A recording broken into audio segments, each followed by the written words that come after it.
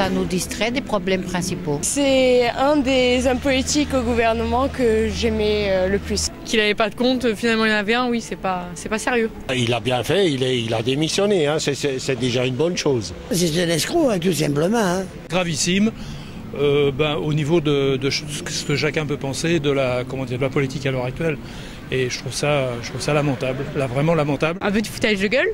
C'est la honte. Hein. T'es le ministre de l'économie, tu fais pas ça. On a tous été un petit peu surpris parce que dans notre tête, moi j'ai vraiment pensé qu'il était innocent. J'ai vraiment pensé qu'il n'avait pas de compte en Suisse.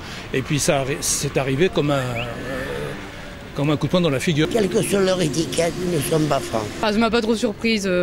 On est habitué à ça. Hein. Enfin, c'est pas le premier à avoir fait ça. Pas surpris. C'est pas que ça m'a pas choqué, mais je me suis dit encore un, quoi. C'est bien malheureux, hein. D'abord on dément, et puis par après on avoue quand même. Hein. C'est malheureux. À mon avis, toute la bande est pareille. Hein. C'est un cas isolé, qu'on soit clair, mais il n'empêche que dans la tête des gens, ça risque de discréditer la classe politique dans son ensemble. Surtout la gauche. Hein. Ils ont une double facette, on va dire, mais après, il faut prendre chaque cas à part.